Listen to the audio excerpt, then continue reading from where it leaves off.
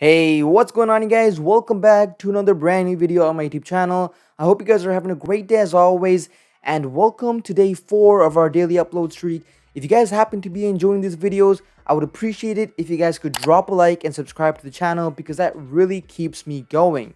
Anyways, now that that's out of the way, let's talk about the brand new Google Pixel 4a. Alright, so let me address this. I understand I don't have the Google Pixel 4a in hand, okay? I get it. I'm not a big YouTuber. Maybe soon.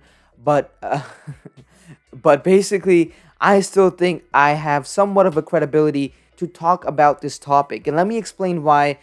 And it's because I've owned the Google Pixel 2 XL for 2 years. And just last month, I upgraded to the iPhone 11 Pro. So it's safe to say I've experienced the best of pure stock Android and the best, I guess, of iOS. All right. So I think I'm somewhat certified to talk about this, right? Am I? I don't know. Anyways, here's what happens when a company decides to enter the mid-range market. They do one of these two things. The first one is where they basically cut corners and they just make a light version of their flagship. And I think the best company that I can use as an example is Samsung. You guys see their Samsung Galaxy S20s, their Notes and whatnot. And then you see their A series, which visually looks almost on the same tier, but we all know that if you look at the internals and the specs, they are far, far away. Okay, and it's kind of deceiving and it's kind of sneaky because some average customers just see them as identical, similar tier devices, and they just go for the cheaper option. Uh, but the experience isn't really fun. It's just a ricer, I guess. It looks cool, but really isn't that good. I don't personally like phones like this, and which is why I'm not a huge fan of the OnePlus Nord. I don't like the camera setup that it has or the way they boast it on their website because I think it's unnecessary and the cameras are mostly mediocre. They're nothing special. And overall, these phones that try to just cut corners and sell a flagship phone on a budget, are usually just posers. They are not really good at anything specially. They're just generally okay. Okay. For some people that's fine, but for me, I'm not cool with it. I like to be good at certain areas. And that's the second type of way these companies enter the mid-range market. They pick one or two aspects of a phone and they double, triple down onto it. And the Pixel is the best example. We saw this last year with the Pixel 3a, where they took the same Pixel 3 camera, brought it over to the Pixel 3a, and that was awesome. People were able to get Pixel 3 quality camera on a $399 budget. That is awesome. Good job, Apple. And that was a hit. That was a killer phone. I loved it. It was awesome. Okay. Now, while I do have to mention, a lot of the times when you are bringing the same component from a flagship phone to a budget phone, you really, really have to cut corners with the other components like the CPU, display, and whatnot. Which is why, obviously, the Snapdragon 7 series on the Pixel is not as good as the Snapdragon 7 series on the OnePlus Nord.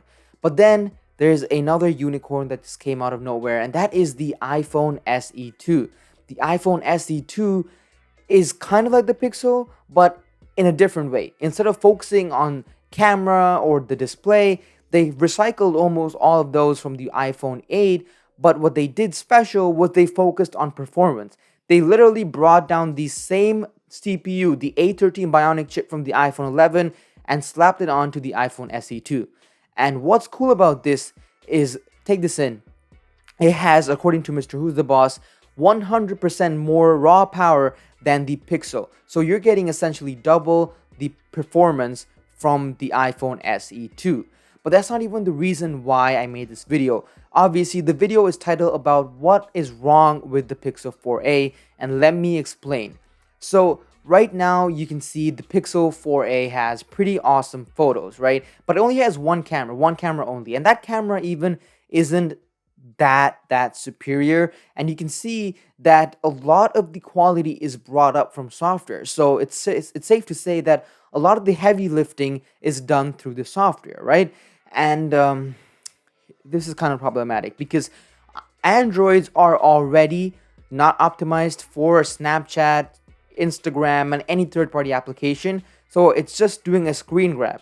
And unfortunately, the Pixel 4a without the processing pretty much gives out bad photos. Like the quality is just garbage. It's only spectacular once the Google processing that is amazing is slapped onto it. And the thing is, once you start using third-party applications, Google's visual core is not always going to work on these, especially applications like social media. They literally just get a screen grab. And when that's the case, you're going to end up getting pretty bad Snapchats, pretty bad Instagram stories, and whatnot.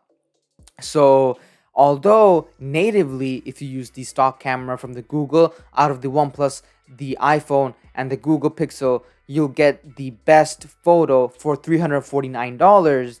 Once you actually use it on social media apps that are most of the time what you're going to be using instead of the native app, you're going to notice a huge loss of quality because without the processing, the hardware is nothing. It is solely on software life support basically. And without the software, it's useless. Now, the iPhone SE is using the iPhone 8 camera, but for some reason, not for some reason, it makes sense. But because the iPhone 8 camera is now given and paired with the iPhone 11 processor, it's able to make the pictures look even better than the iPhone 8, which is crazy, all right?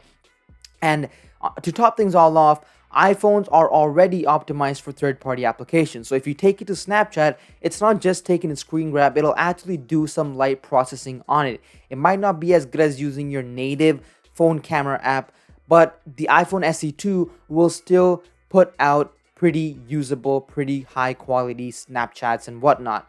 So yeah, that's partially a reason why I switched over to iPhones, because Pixel phones are heavily driven by software, so they're lacking a lot of the times in terms of raw camera hardware or just hardware in general. So once you start transferring over to other applications, the quality doesn't stay consistent because without Google, the phone is nothing. Or should I say without Google's photo processing, right? Yeah.